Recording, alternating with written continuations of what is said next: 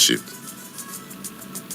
And Zulum announces 100% raise in rural allowances for doctors and nurses. And NLC, TUC seek wage review, security, preach unity among workers.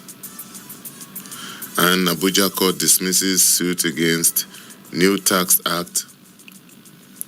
And BA assures consolidation of administration's gains.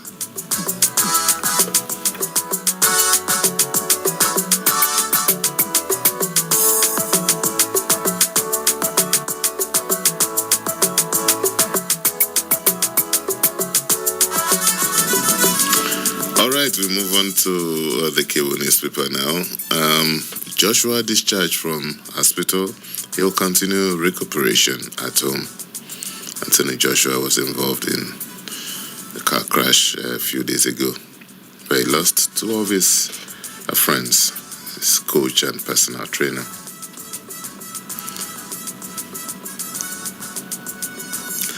An FG silence on Ezekome's UK properties saga deafening, says NBA anti-corruption chair.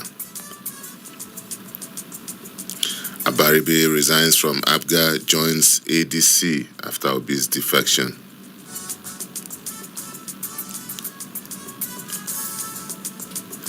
Atiku calls Tinubu incompetent in New Year message, says Nigerians are victims of bad policies. And 100,000 Naira Christmas bonus, says payment covers all public servants. That's from River State. Aburi-led faction is saying Obi's exit, a blessing, brings liberation to the Labour Party.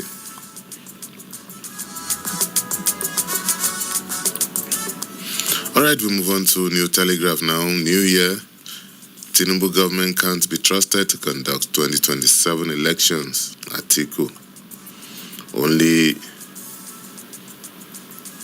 madman. Okay, we'll support Obi's defection to ADC, Labour Party. Don't lose hope. We've come to rescue Nigeria. That's from ADC. EFCC chair seeks zero tolerance for corruption. And Benue Assembly passes 2026 budget into law. Former President Goodluck Jonathan is calling for unity, people-centered leadership. And Daily Trust is next now. Obi's ADC switch boosts coalition. NAN mobilizes for nationwide protest against tax laws. Court refuses to stop January 1 commencement of tax law.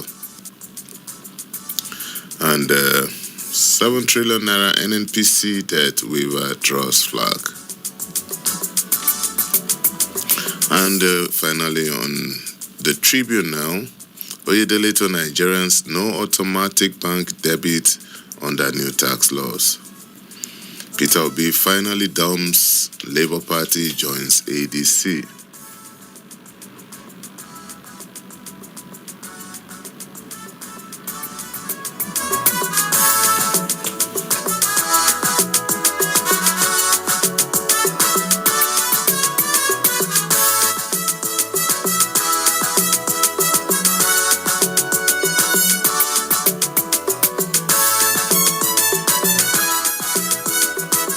All right, we move on to penpushing.com now.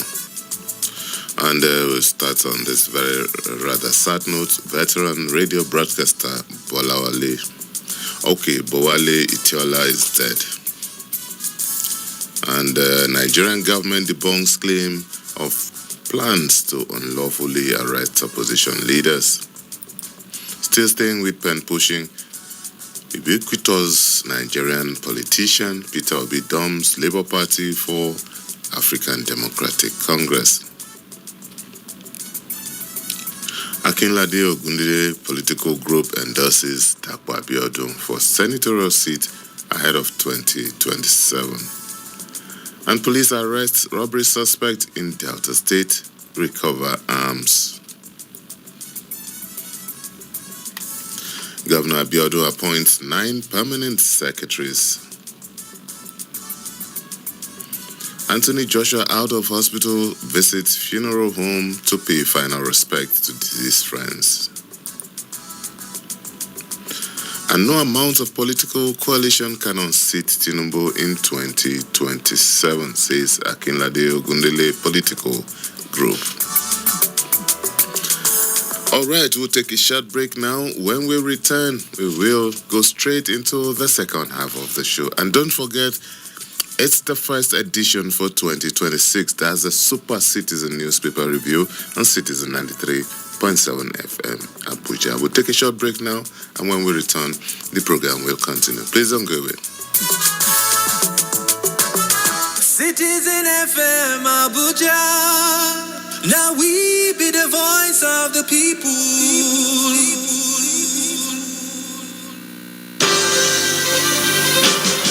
Did you miss out on the news during the week? Not to worry. Retrospect is here to make up for the missed information. Retrospect is a complete package of all the major news headlines that made the airwaves from Sunday to Saturday. Join me, Esther Musu, on the program Retrospect on Citizen 93.7 FM Abuja every Sunday at 6 p.m. Retrospect. We keep you informed.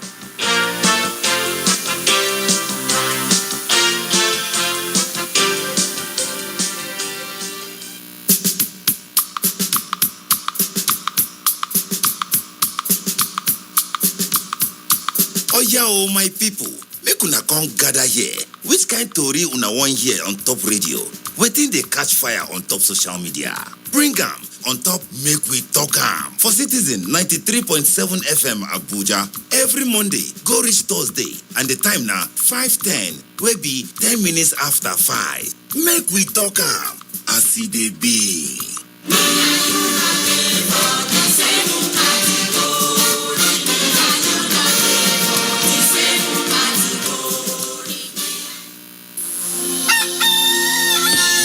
Wake up, Abuja.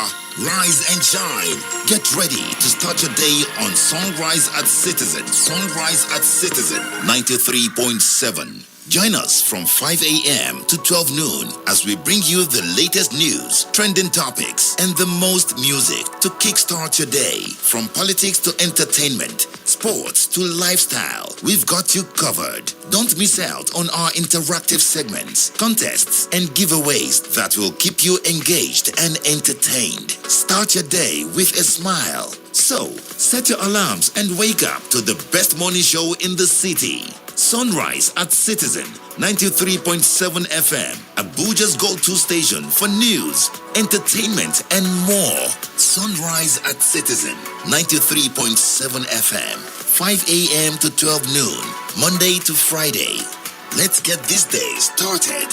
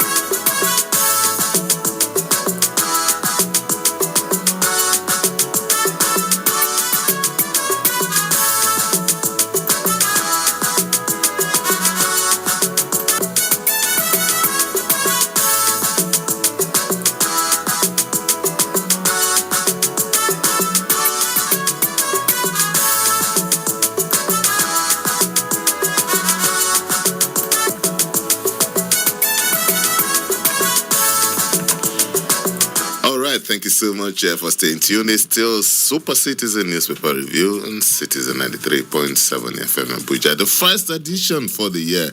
It's the 1st of January 2026. I like the sound of that. Meanwhile, the phone lines are open. You can join the conversation. Call us on 0903 2229797. You can also call us on 0818 2222205. And don't forget, you can also send us a WhatsApp message. And Mr. Salami is in the studio. Good morning, sir. Very, very good morning to you, Lawrence Umweti, and our Super Citizen listeners. This is a new beginning. 1/1/26. All right, a new beginning indeed, and we hope that this year will be fair, will be nice to us as human beings.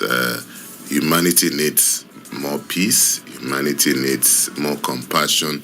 Humanity needs a lot of good deeds from citizens, and we hope that fellow citizens across the world will extend their hands of fellowship to other human beings. All right, Mr. Salami, let's go straight to the Punch newspaper, and where else to start than from the President's 2026 outlook, in which he has pledged a strong economic rebound. The President's message today contained a lot of hope for Nigerians. And this is how the Punch newspaper puts the story. President Bola Tinubu has declared that 2026 marks the beginning of a more robust phase of economic growth for Nigeria, pledging to drive down inflation further, strengthen foreign reserves, and sustain the country's GDP growth trajectory. In his New Year message to Nigerians, the President expressed confidence in the nation's collective resolve, saying the new year would be a more prosperous one for the country, its citizens, and all who call Nigeria home. Well, I share in his optimism, and it is not based on nothing. It was hinged on critical criteria. He has said that the economy will rebound, inflation will come down, and that Nigerians will smile again. How else do you expect the president to talk to Nigerians? He has given hope, and that is the elixir that we need now. Not only that, the general overseer of the Redeemed Christian Church of God, the DGO, said that those who japa will japada this year. He said that the hunger will reduce, and he said Nigerians will smile again. He corroborated what the president said in his national broadcast to Nigerians. And of course, we believe that it will happen. But for it to happen, all hands must be on deck. We too have a duty to do. We have our own duty, and I want to believe that with collective resolve, Nigeria will be a better nation, starting from this year. All right, starting from today already, we are already in this year. Meanwhile, Mr. Salam, the last time I saw you was last year. Okay.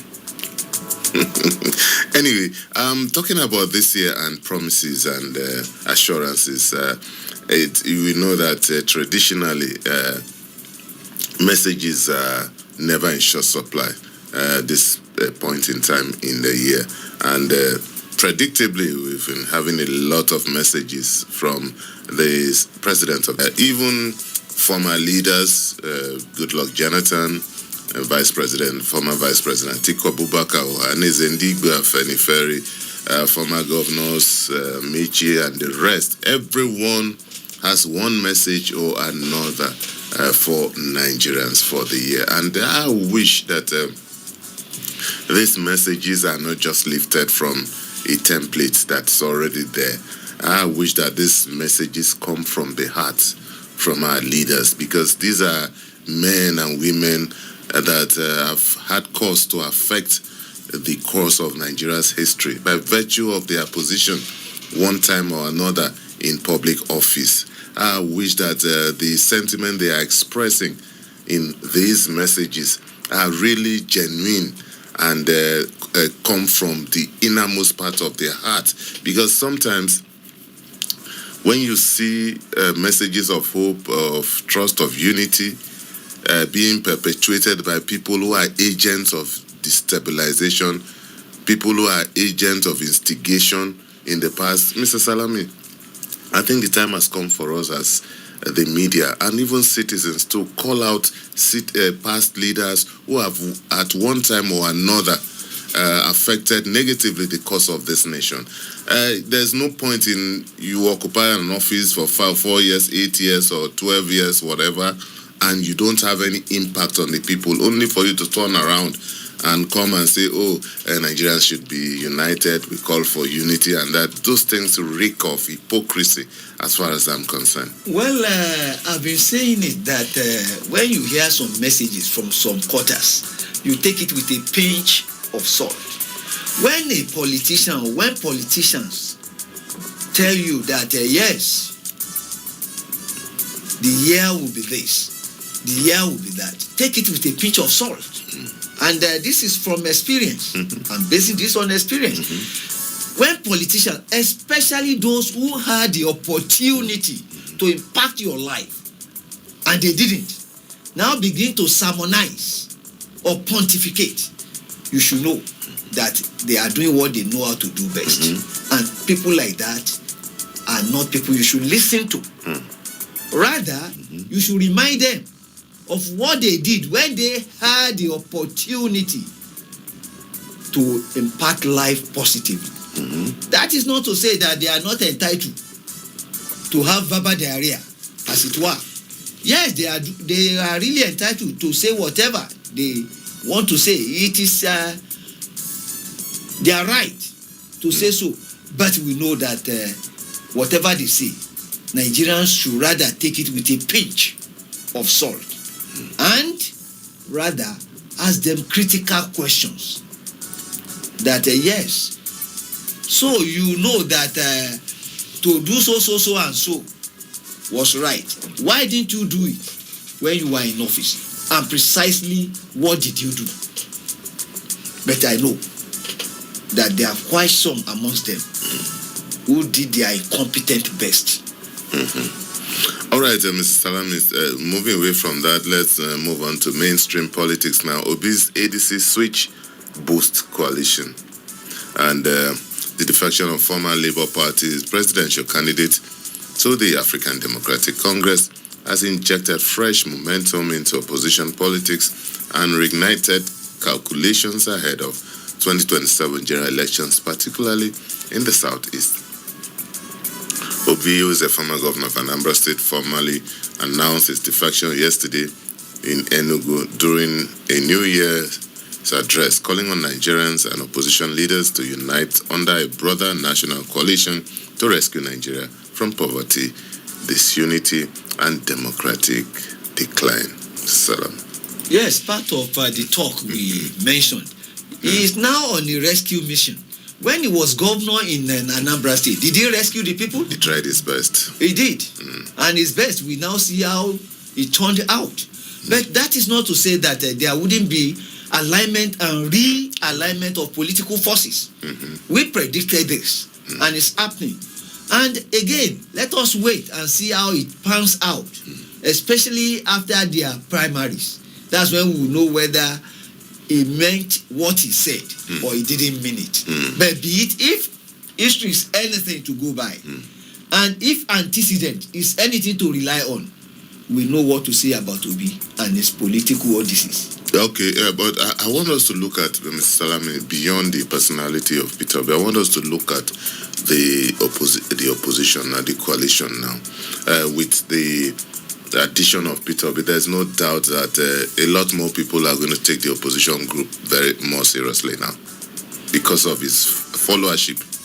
Well, you see, Obi's followership, it is if you say he doesn't have followership, that might not be right. But I've been saying that politics is not played on social media. You play politics, you see, you don't moralize on politics. You strategize. Obi did something that was so funny to me the other time. He said that he was cleaning a toilet on British Airways. It's part of politics, Mr. Salam. That is not politics. Election is not won inside the aeroplane. No. And look. You need to strategize. You need to have structure. Let him do whatever he wants to do. Nigerians will decide. But it's still part of politics. In this part of our land, it's politics. That you cleaning toilet is part of it. Eating akara by the roadside, buying roasted corn by the roadside. All those things. Let us move away from comedy. We can't. Drama. Those are the Let us be real. Those are the stuff that make our politics. No, if we continue with this stuff, we may not get there. Okay. We need to be real. Okay, Mr. Salami, I think we need to be really real. Maybe. And we should tell our people on why it is necessary for us to look at real issues. So how does cleaning toilet on British American Airways, how does it bring food to the table of the common man? How does it affect the welfare and well-being of the common man? It shows that Lawrence, please let us advise and inform our people properly that morality does not win election. What wins election, practical election, is strategy. And they need to be strategic. We want the opposition to do something. It shows that the man is humble. Nigerians need, among other things, as characteristics of their leader, humility should be one of them. Let them go and sweep the market in Onitsha. Okay, but on a serious note, Mr. Salami, you see, you can't wish away the fact that the former Anambra State governor has gone to the ADC with value added. Somebody that garnered over 6 million votes in 2023 is not a pushover, no matter what you will say. By all standards. By any standard. So, for me, I've always wanted a viral opposition. I've always wanted an opposition group that will give the ruling party a run for their money at any point in time. Because I was beginning to see some kind of I don't want complacency. Maybe something like that from the ruling party, especially with the defection of almost everyone. This one would seem to, maybe they should have a rethink and now look at the people, repackage your programs and talk to the people. We need an election that is very competitive. We need people to be judged by, 1, their antecedents, 2, their characters, 3, their knowledge of the Nigerian society, which is extremely complex. A lot of people have no idea of how complex it is to run, especially at the highest office. What I think former governor of Anambra State, Mr. Peter Obi, is a value-added politician. And his defection to ADC means that the political equation is changing. But beyond that, we still need, it is not yet Uhuru. We still need to wait and see how it pans out.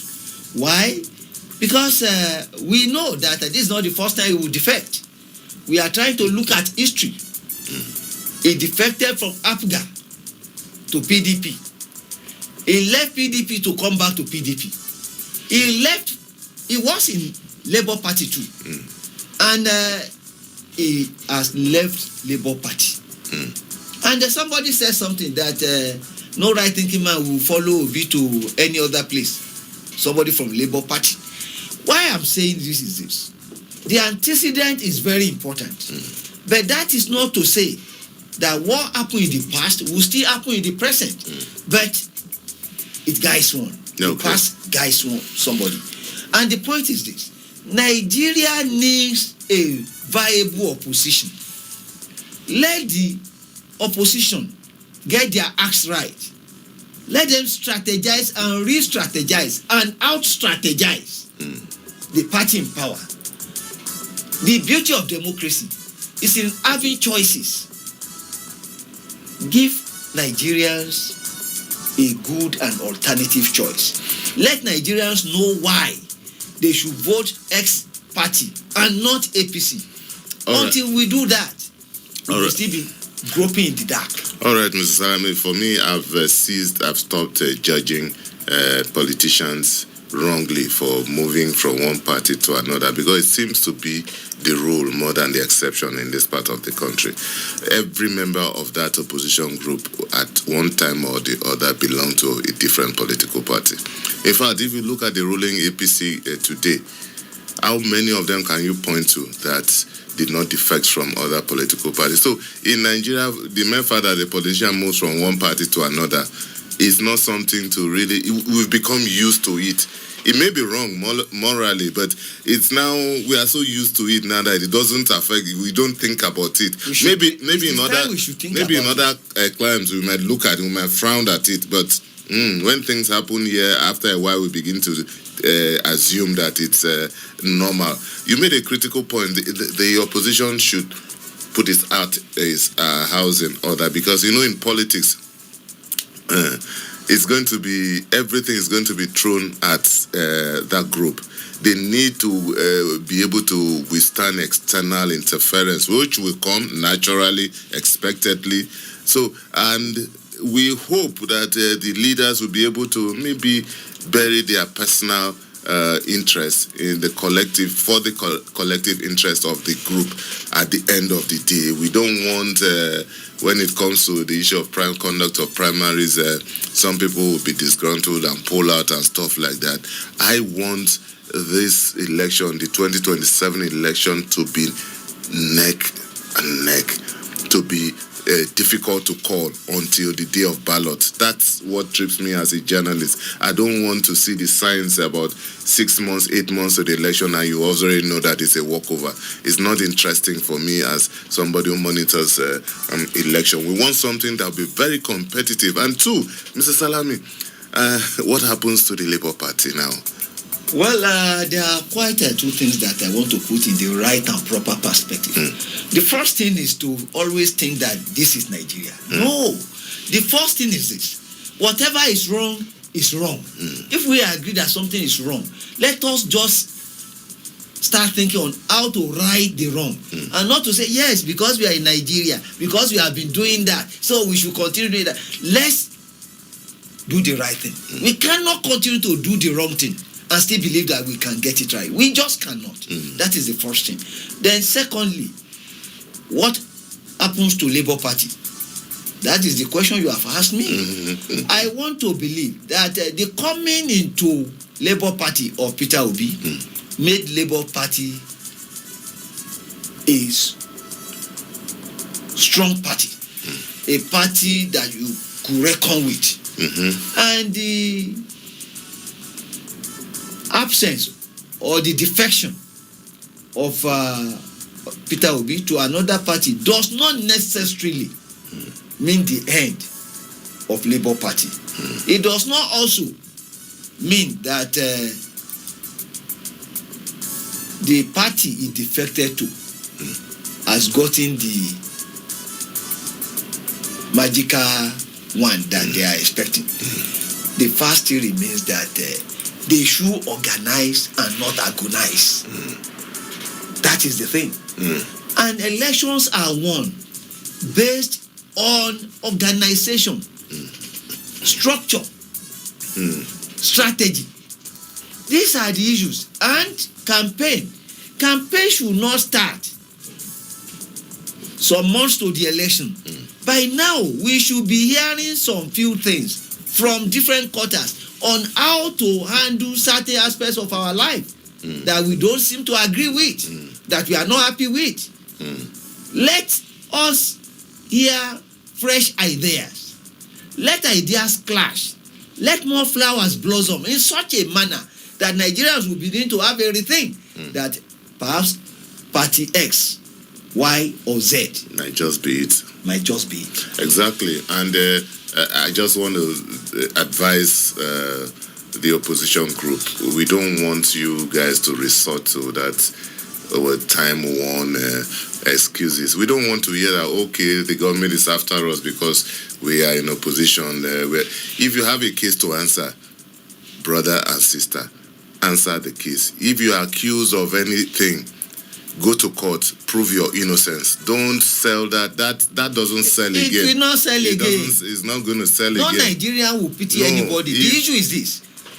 For example, the Attorney General, the former Attorney General, Malami SAN, I started saying that it was because of so. No, the real issue is this.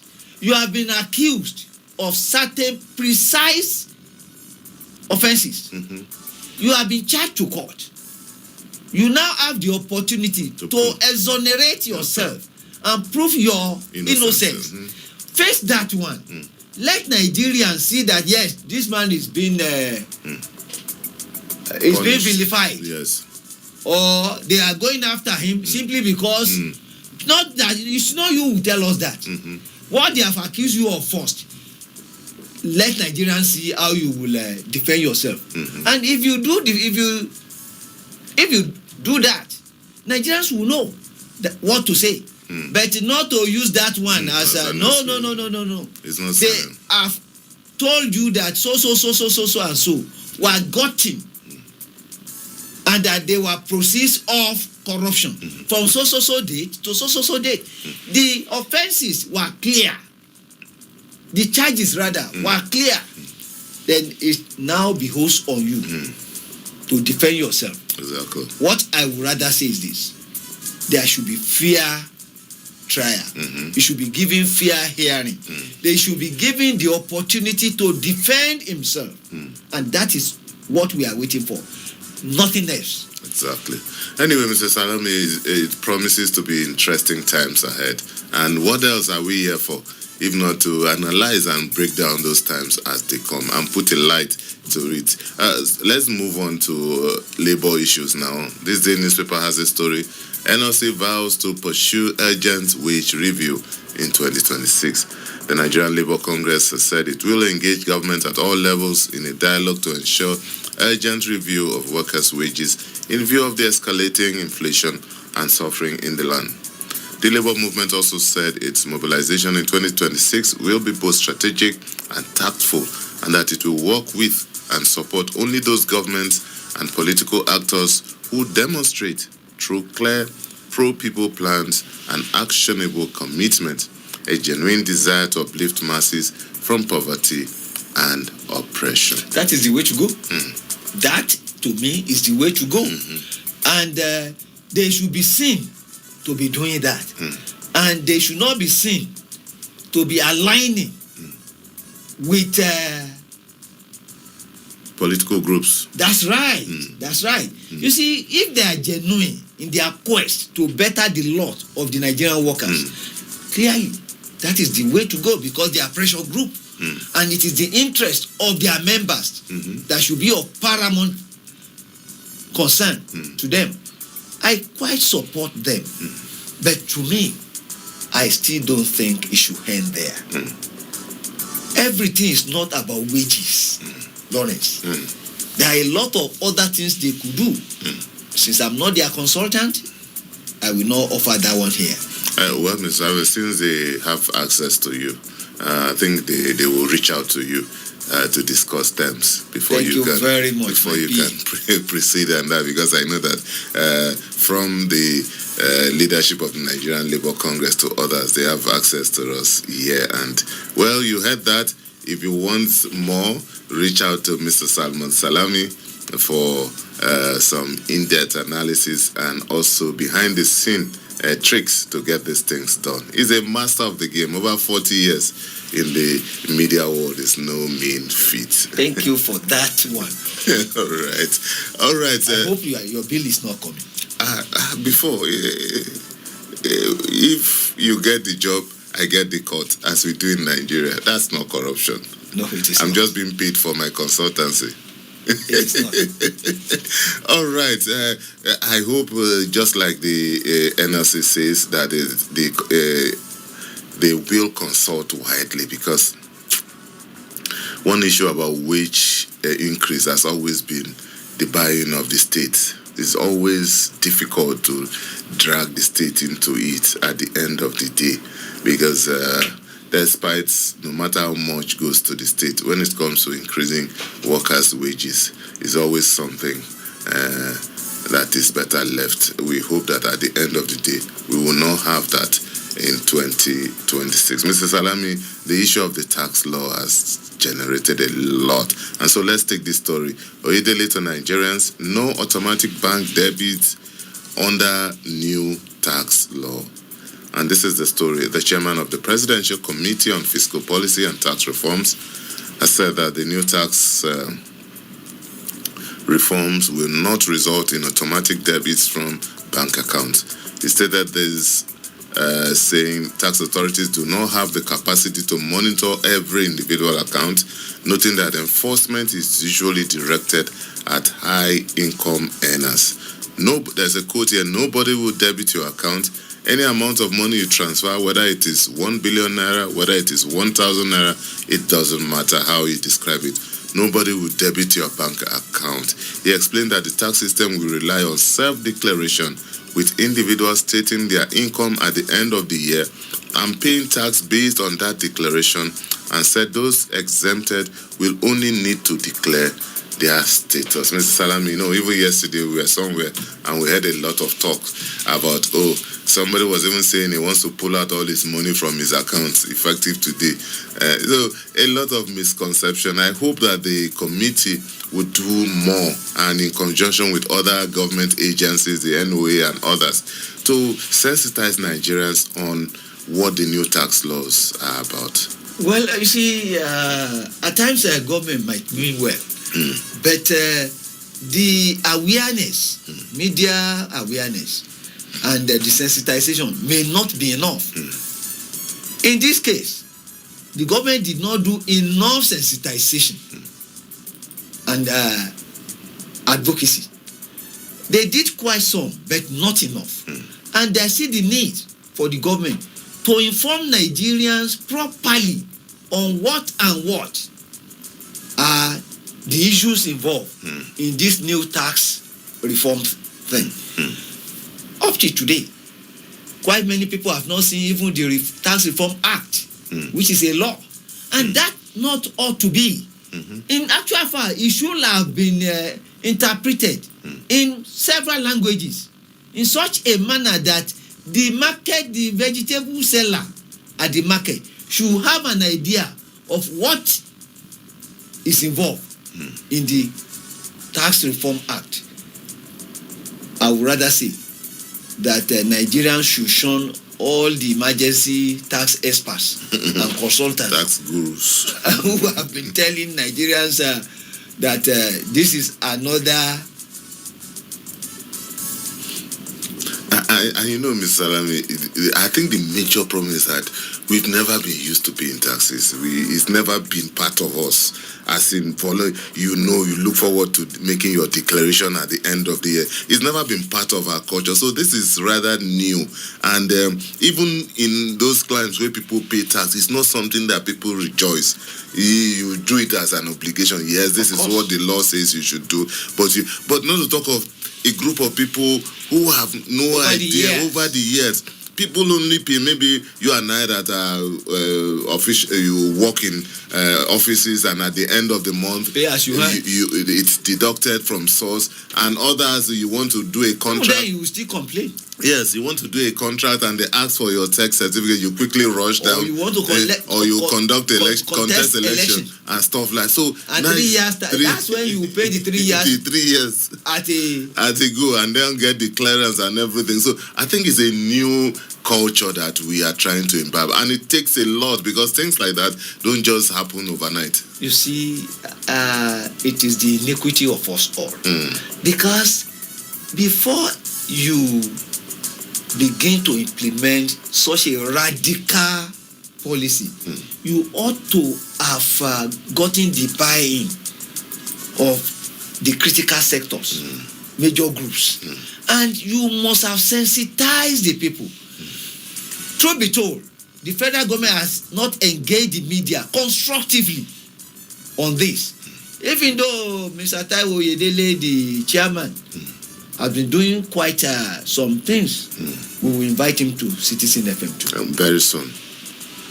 Yes, I must also consider the fact that the Taiwo Oyedele Presidential Committee has done a lot, but I also agree that a lot more still needs to be done, and maybe they should now shift their targets from the official groups to the informal sector, because most of their engagement in the past were with stakeholders, the Manufacturers Association of Nigeria, lawmakers and opinion leaders and everything else, and they actually moved around the 6 geopolitical zones, met with a lot of people.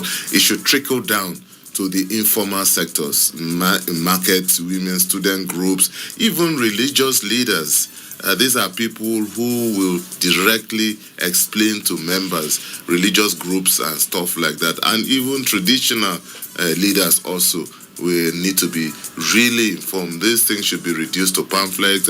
I know that, yes, there is a lot on their website containing a lot of questions and answers, but so we should also... the market, the vegetable seller in the Jai market knows their website. But there's nothing wrong. If the market seller can be on TikTok, can be on Facebook, can also check their website. That's right.